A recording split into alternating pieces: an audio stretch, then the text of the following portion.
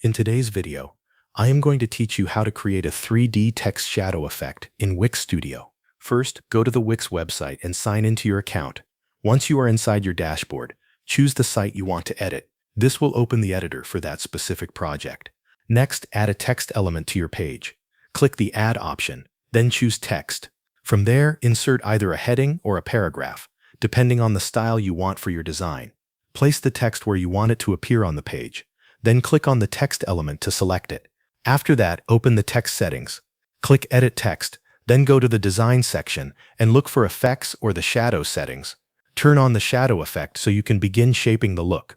Now adjust the shadow angle.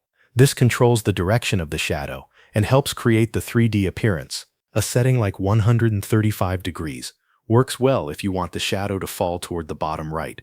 Once the angle is set, increase the distance value. This pushes the shadow farther from the text and adds more depth. Then reduce the blur, or keep it at a very low value. A sharper shadow usually creates a stronger 3D result than a soft one. If you want the effect to look more dramatic, duplicate the text element several times. Each copy should be moved slightly in the same direction as the shadow angle. This layering technique helps simulate thickness and gives the text a more solid, dimensional look.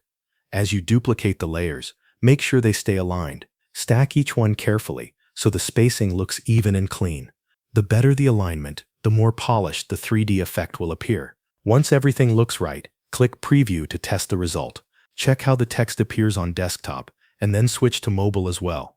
This is important because spacing and layering can look different on smaller screens, and you may need to make small adjustments. When you are satisfied with the final look, click Publish to make the changes live on your website. Thanks for watching. That covers everything you need to know.